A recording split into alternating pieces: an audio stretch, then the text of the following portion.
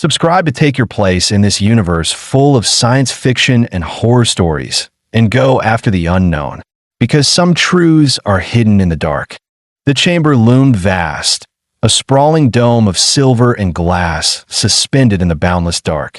Through its transparent floor, a planet spun in lazy indifference, blue, green, unknowing. Within, beneath the glow of 1,000 artificial lights, the air thrummed with a quiet, expectant tension. This was history in the making, a moment that would be studied, dissected, celebrated for millennia to come. The Galactic Peace Summit was in session. Gathered in the heart of this diplomatic coliseum stood the greatest species of the known universe, each one an emblem of power, progress, and survival. The Zethari, sleek reptilian forms draped in ceremonial robes of woven gold, their eyes unblinking slits of molten amber.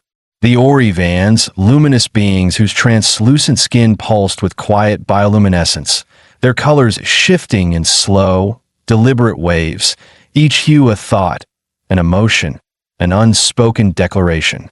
The Olmecs, towering giants of obsidian flesh, their movements deliberate, waited with the patience of species that measured time in the erosion of mountains.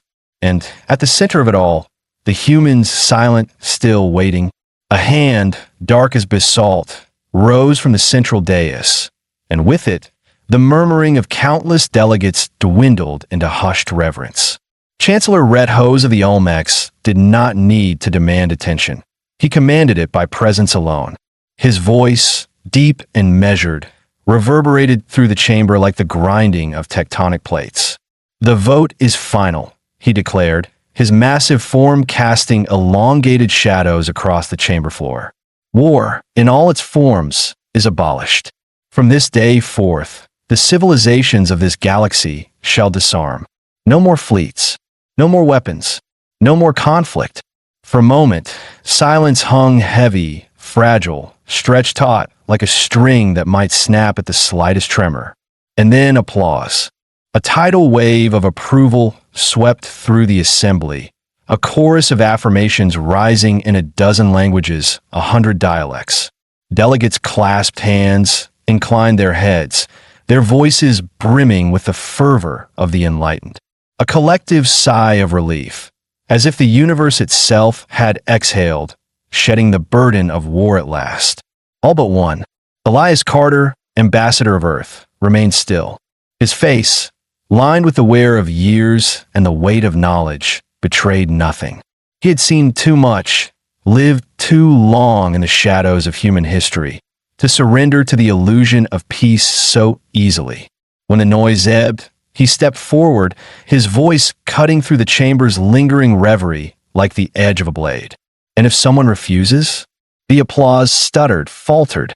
The chamber cooled by degrees, the weight of his words settling like dust upon the gathered dignitaries. A ripple of unease spread through them, not because the question had no answer, but because no one wished to be the one to voice it. Chancellor Redhose exhaled slowly, his massive hands folding before him, the weariness of an ancient creature dealing with the impatience of a younger species clear in his movements. "There will be no refusals, Ambassador Carter," he said at last, his voice edged with a patient condescension. "This decision is unanimous." Carter tilted his head slightly, something unreadable flickering in his gaze. "Unanimous," he echoed, "among those who chose to be here." Silence fell once more, heavier this time. Attention coiled in the air, unspoken yet undeniable. Because Carter was right. Not every species had cast their vote. Some had simply faded from the discussions, their absence unnoticed, or worse, ignored. The Zorith, for instance. They had not spoken, not debated, not sent representatives to these grand halls of peace. They had simply watched, silent and unseen, lurking at the periphery of civilization, biding their time. And there were others, nameless horrors that drifted in the void between the stars, old empires buried beneath the weight of their own silence. Civilizations that had not forgotten the simple, brutal truth: predators do not disarm. Carter let his hands fall behind his back, fingers interlacing in a posture as old as command itself. "Forgive my skepticism, Chancellor," he said, his voice calm measured. "But throughout history, peace has never been secured by the hopeful. It has been secured by those willing to fight for it." A murmur swept through the assembly, hushed whispers and uneasy glances. The Orivan delegate, her glow shifting to a deep shade of violet, disapproval, concern, raised a delicate appendage. "That is precisely the thinking we seek to leave behind, Ambassador. War begets war. This council is built on trust." Carter turned toward her fully, his expression unreadable. "Then tell me," he said, his voice quiet, even, yet carrying through the vast chamber with undeniable weight. "What happens when that trust is broken?"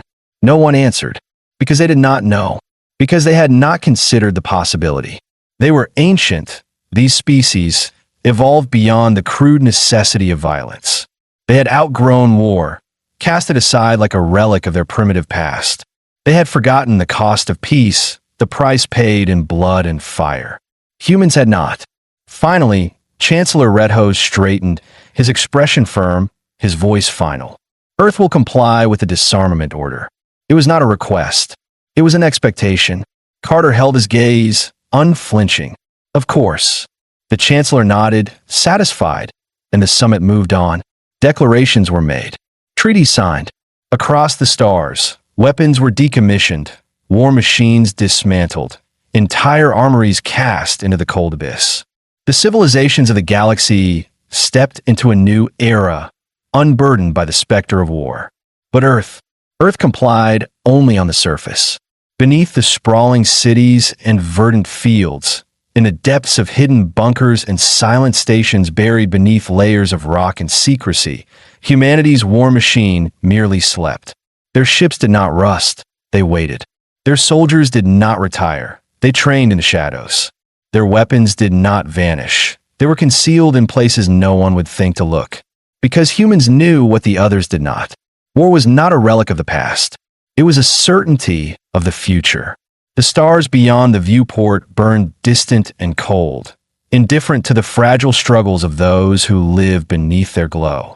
Their light stretched across time itself, reaching Carter's eyes as echoes of a past long dead, illuminating nothing of the present, nothing of the battles yet to come. He studied them in silence, one hand wrapped around a glass of whiskey, the other resting loosely on the desk before him. The amber liquid caught the dim light, a relic of Earth swirling in his grip, one of the few things left untouched by the tides of history. The summit had ended. The proclamations had been made. War had been banished to the past, declared obsolete by a galaxy eager to believe in its own progress. But Carter knew better. He had seen too much, lived through too many conflicts to put his faith in the promises of idealists. There would always be something lurking beyond the edges of peace. And when it came, humanity would not be caught unprepared. A chime pierced the quiet. Not the standard alert of routine messages, but something sharper, encrypted, direct. He sighed, setting the glass down with a deliberate slowness, as if prolonging the inevitable. He already knew who it would be. With a flick of his fingers, the holoscreen blinked to life, and the familiar face of Admiral Veronica Hale materialized before him. Her dark hair, streaked with silver, was pulled back in the same severe manner it had been decades ago. The uniform was crisp, pristine, but there was a tension in the way she carried herself, in the way her fingers tapped once against the desk before going still. A habit she only displayed when something was wrong. "Ambassador Carter," she greeted, the ghost of a smirk tugging at her lips. "Or do you prefer traitor to the cause?" Carter exhaled slowly, rubbing a thumb along the rim of his glass. "Still dramatic, I see." Hale leaned back in her chair, arms folding over her chest. "I saw your performance today. Very convincing. Almost had me fooled into thinking Earth was actually disarming. If we were, you'd be out of a job," Carter replied smoothly, taking another sip. "And we both know that's never going to happen." She tilted her head in acknowledgement, but the amusement faded quickly. "You and I both know we're running out of time." The shift in her tone cut through the pretense. Carter set his drink aside, leaning forward slightly. What's happened? For a fraction of a second, she hesitated. Not because she was unsure of her words.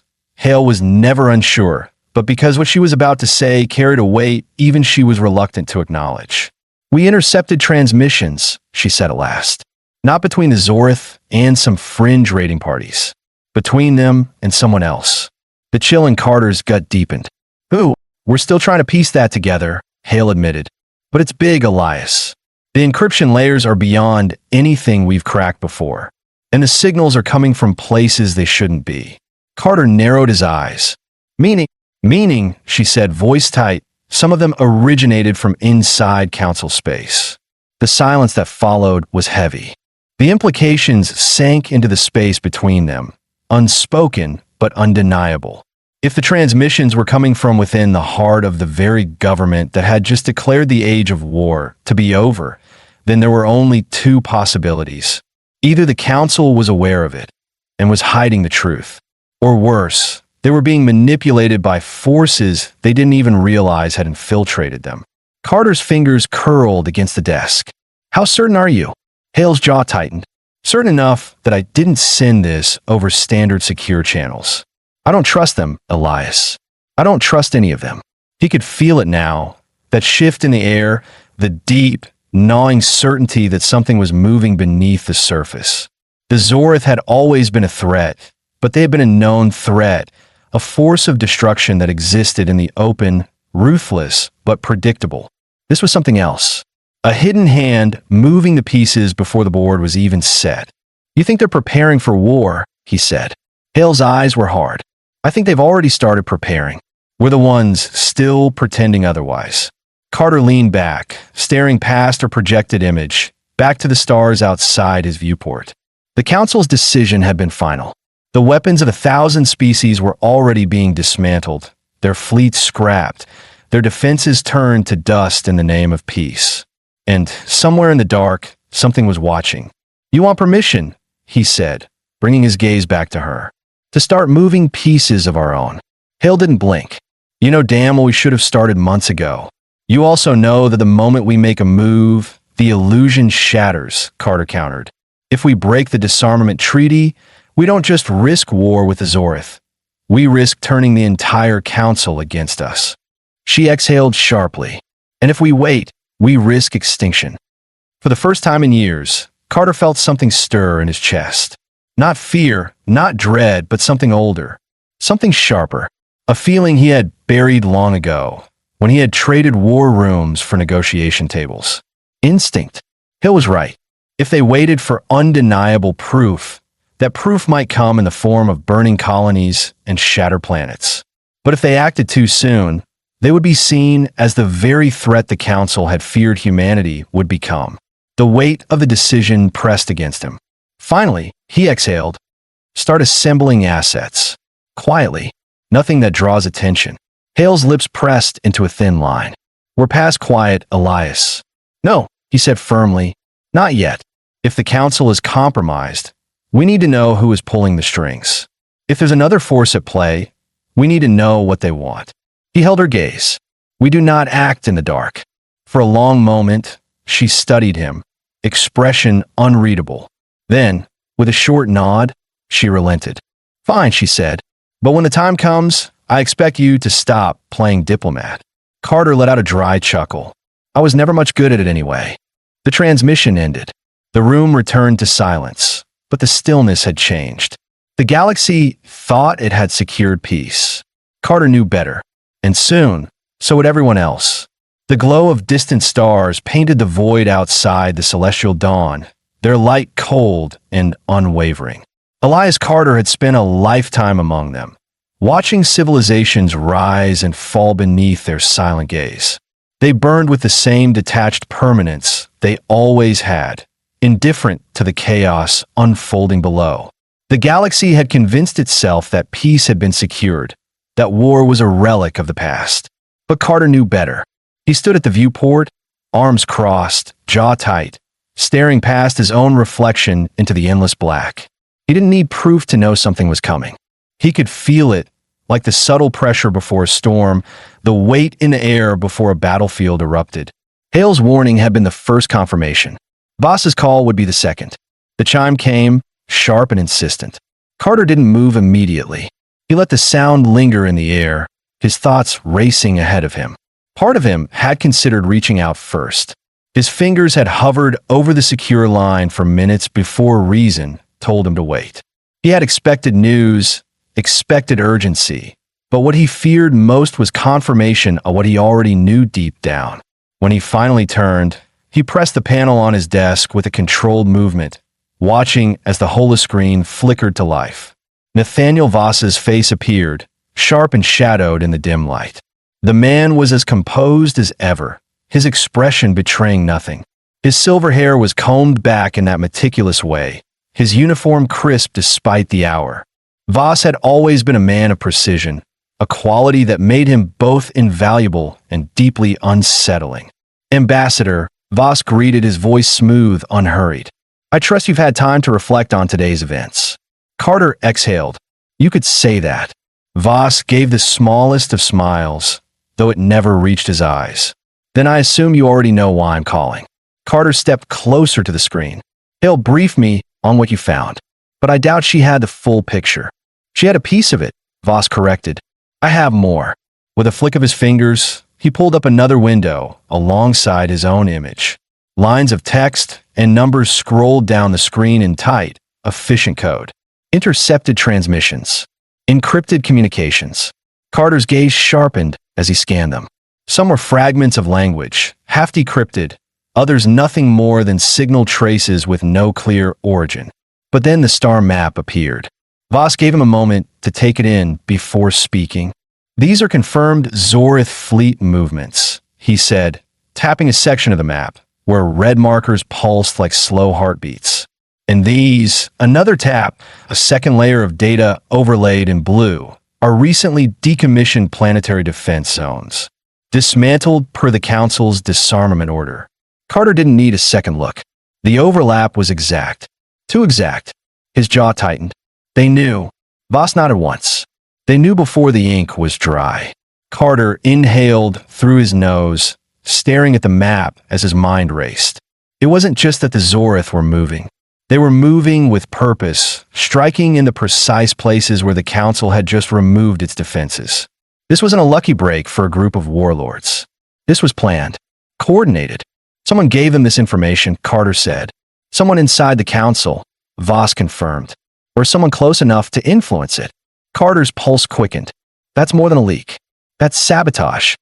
It's worse than that, Voss said. The Council isn't just compromised. It's been played. The entire disarmament push, the summit, the treaties, it was all orchestrated. Not just to weaken defenses, but to make sure no one would see this coming until it was too late. Carter exhaled slowly, forcing his mind to stay sharp. The Council had been maneuvered into this decision. That much was clear. But by who? The Zorith weren't subtle enough for something like this. They were conquerors, not tacticians. Someone else was pulling the strings.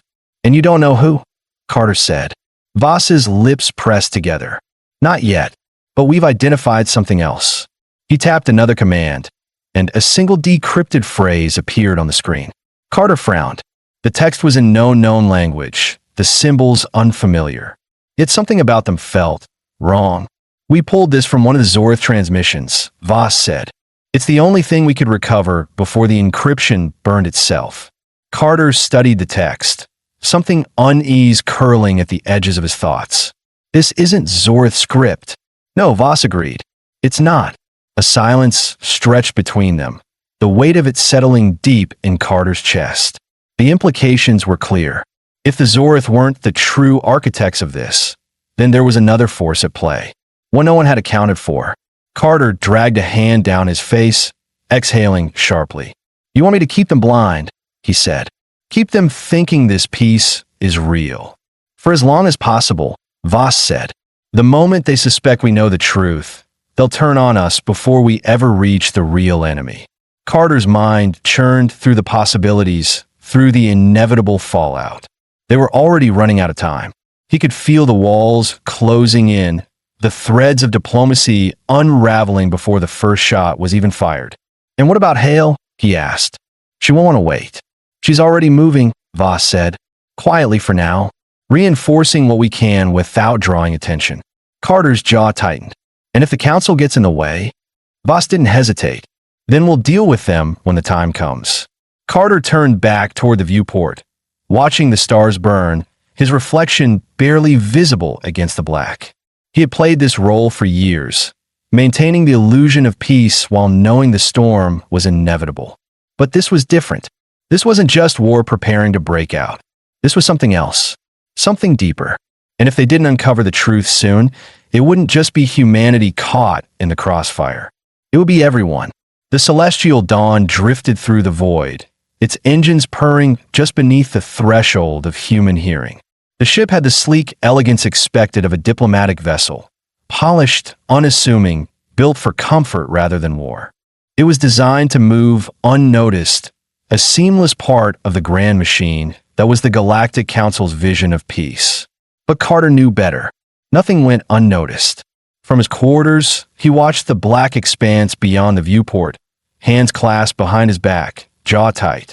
The stars did nothing to soothe him. Their cold permanence had always been a lie, a trick of distance. They burned, consumed themselves, collapsed into nothing, just like civilizations. A pulsing alert in his peripheral vision broke his thoughts. Incoming secure transmission. Origin, UNSC Vale. Carter sighed, rolling his shoulders.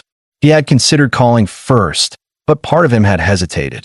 Hale wouldn't contact him unless it was urgent. With a flick of his wrist, the holoscreen blinked to life. Admiral Veronica Hale's face appeared, set in the practiced neutrality of someone who had already made peace with whatever bad news she was about to deliver. The bridge behind her was dim, the red glow of tactical displays casting sharp shadows across the faces of officers who moved in silence. A warship running cold. "We have a problem," she said, skipping any pretense of courtesy. Carter sighed. "Just one." Hale's lips twitched, but there was no humor in it. She reached off-screen, and a new display flickered to life beside her. Grainy surveillance footage, long-range observation, satellite data. Carter frowned. The section of deep space on the screen looked empty, at first. Then a distortion like light bending at the edges. A ripple, barely there, until suddenly it wasn't. A ship emerged from a void. Not through conventional means. No warp distortion, no energy flare. One moment, nothing. The next, something. Carter felt his stomach tighten. "Tell me that's a sensor error." "It isn't." Hale's voice was flat. "Recorded 2 hours ago in the Argus Drift, right along the former defense perimeter of Alos 3. The same perimeter the Council decommissioned 3 weeks ago." His gaze locked onto the ship's silhouette. It was sleek, almost organic in shape, nothing like the brutalist angles of the Zorith. Its hull seemed to drink in the surrounding light, making it difficult to define its exact shape. Even through the grainy footage, something about it set his teeth on edge. "That's not Zorith," he muttered. "No," Hale agreed. "It's not." Carter inhaled slowly, mind racing. "Then who the hell are they?" Hale exhaled sharply. "That's the other problem.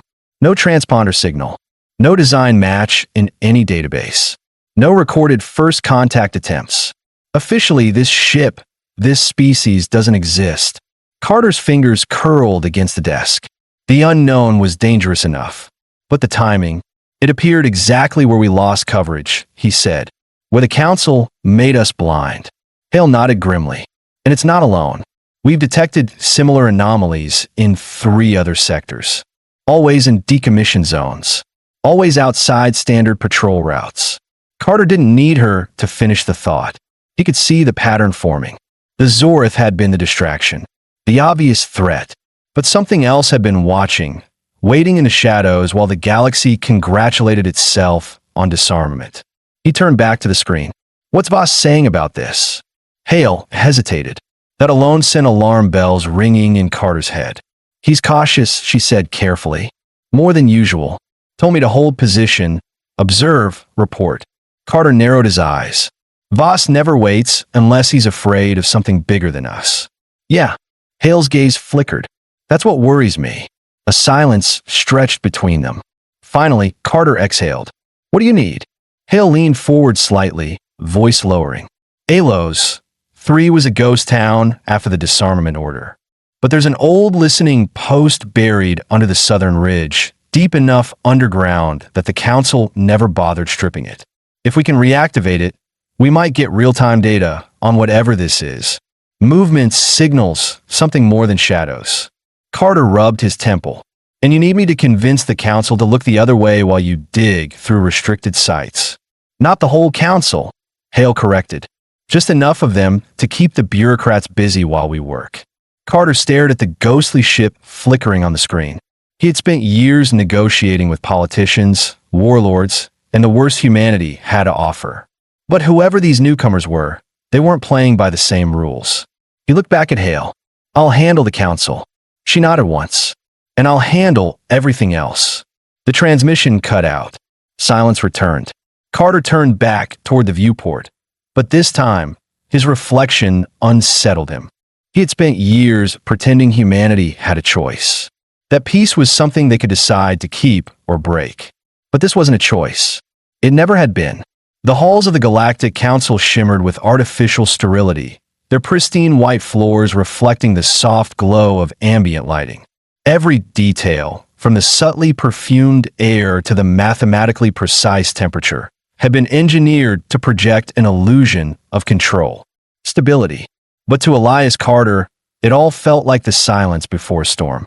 He walked with deliberate ease, his hands folded behind his back, his expression composed.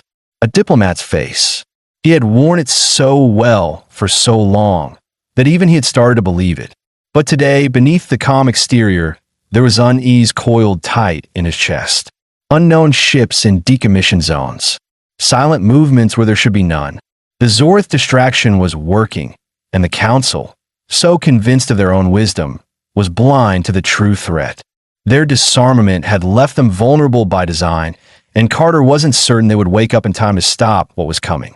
The chamber doors loomed ahead, 2 Orivan sentries standing motionless at either side. Their bioluminescent skin pulsed faintly with unreadable emotion, but they made no move to stop him. He was expected. The chamber beyond was vast, domed, filled with a quiet hum of voices. Representatives of a dozen species occupied their designated tiers, murmuring over datapads, exchanging pleasantries in hushed tones, blissfully unaware. At the center of it all, Chancellor Redhose presided over the session, his obsidian form radiating the quiet weight of Olmec patience. Carter had never trusted Redhose. The Olmecs prided themselves on wisdom, on balance. But Carter had learned long ago that balance was just another word for inaction. The Chancellor's deep voice rumbled through the chamber. Ambassador Carter, you requested an audience. Carter inclined his head. I did. His tone was even, each syllable deliberate. There have been new developments regarding border security. I felt it necessary to bring them to your attention. Redhose gestured for him to continue, massive hands folding over the stone-like texture of his desk. Carter activated his datapad. A projection flickered to life in the center of the chamber. A star map, points of light blinking in steady patterns, outlining the decommissioned sectors along the Argus Drift. We've detected anomalies, Carter said, his voice carrying across the chamber. Unidentified gravitational disturbances. Sensor echoes without discernible origin. Given the recent withdrawal of defense infrastructure in that region, I recommend a temporary reinstatement of observation outposts. A ripple of discontent passed through the assembly. The Orivan delegate, her translucent skin shifting to a pale shade of skepticism, lifted a delicate hand. You imply a security risk, Ambassador Carter. Yet, the Council's Intelligence Division has reported no such concerns. Because the Council's Intelligence Division is compromised, Carter thought. But he couldn't say that. Not yet. He kept his expression neutral. It is likely nothing, he said, offering a well-practiced politician's smile. But prudence has always been the foundation of stability. A precautionary measure would be a small price to pay for continued security. A Zethri representative clicked his tongue, forked tongue flicking out in displeasure. Human paranoia? You speak of shadows where there are none. Carter turned to face him, unwavering. I speak of ensuring peace remains exactly that, peace. A murmur of debate flickered through the chamber, but Carter could already see the outcome in their eyes. They wouldn't reverse the disarmament. They wouldn't act. Not yet. He didn't need them to. He needed a distraction, a delay, just enough hesitation to keep them talking while Hale moved. He leaned forward slightly, his voice lowering just enough to shift the atmosphere. Chancellor, I understand the Council's commitment to its vision. But in matters of security, even the appearance of weakness can invite misunderstandings. I suggest an independent review, something diplomatic, a formal reassurance to our citizens that all remains well. A carefully constructed trap. To refuse would imply the Council was too rigid to investigate potential risks, that their peace was so fragile that even verification would shatter it. Redo studied him for a long moment. The chamber waited in silence. At last, the Olmec gave a slow nod. A limited diplomatic review. Nothing more. Carter inclined his head. Of course. The discussion moved on. Other disputes, other concerns, but Carter had already stopped listening. He had bought them time. Now Hale had to use it. Hours later, Carter sat alone in his quarters aboard the Celestial Dawn, the glow of his console screen casting sharp lines across his face. A single notification pulsed in his peripheral vision. Incoming secure transmission. Origin, UNSC Vale. He tapped the command. The screen flickered, and Admiral Hale's face appeared. You have your window, he said. Hale's expression was unreadable. And we're already moving. Carter exhaled, rubbing a hand over his jaw. Tell me it's worth it. Hale hesitated, just for a fraction of a second. We should have been there days ago, she said finally. Now, I don't know what we're walking into. Something in her tone sent a slow chill through Carter's spine. Before he could ask, the transmission cut. The screen went dark. And for the first time in years, Carter found himself staring at his own reflection, wondering if they had just set something in motion that couldn't be undone. The Celestial Dawn drifted through the void, a silent observer on the edge of history. The ship's engines barely murmured beneath Elias Carter's feet, but the weight pressing on his chest had nothing to do with gravity. Beyond the reinforced glass of the viewport, the stars stretched endlessly, cold and impartial.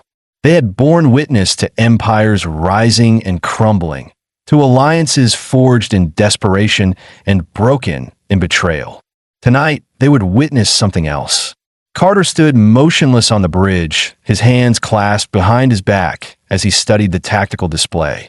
The holographic projection flickered with delicate precision, a dance of shifting formations and silent maneuvers. The Zorth fleet had moved exactly as predicted, bold, unrelenting, surging into the decommissioned sectors like wolves descending upon an abandoned kill. But they weren't the true danger. The others were. Dark shapes loomed on the far edges of the display, a fleet that did not belong to any known species. Their ships moved with eerie precision, slipping through the void without sound, without signal, without a single pulse of comms chatter. No declarations, no warnings. They weren't just advancing. They were waiting. A subtle shift at the edge of his vision pulled Carter's attention. The holoscreen flickered, and Admiral Veronica Hale's face appeared, sharp against the dim lighting of her warship's bridge. We have a problem, she said, her voice low. Carter exhaled slowly. Just one. Hale didn't smile. Alos 3 was compromised before we got there. A silence stretched between them, heavier than before. How bad? Hale glanced off-screen, her brow furrowing. No signs of life. No wreckage. The outpost is intact, but it's been wiped clean. Every system, every log gone, like it was never there. Carter felt his fingers tighten behind his back.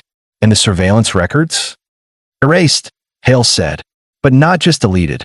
Overwritten. Someone didn't want to just remove the data. They wanted to make sure we knew it had been removed. That was worse. A shattered base, a battlefield, bodies. Those would have been evidence of a struggle. But this was something different.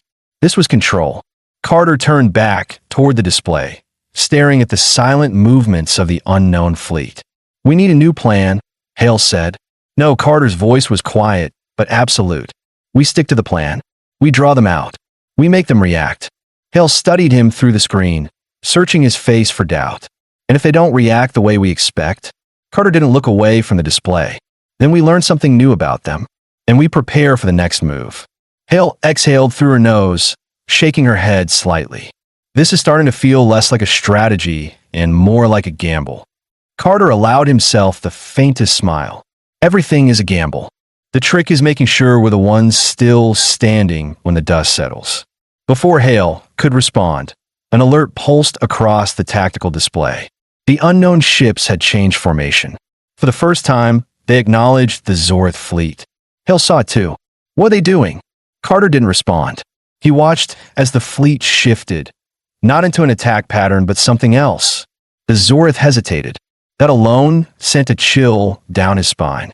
The Zorth never hesitated. They were conquerors, brute force incarnate. Their doctrine was simple: overwhelm, destroy, move forward. But now, in the face of this silent, patient enemy, they weren't attacking. Another alert.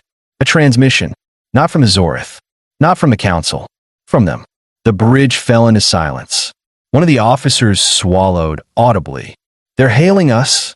Carter exchanged a glance with Hale, who exhaled sharply. Well, she muttered, that's new.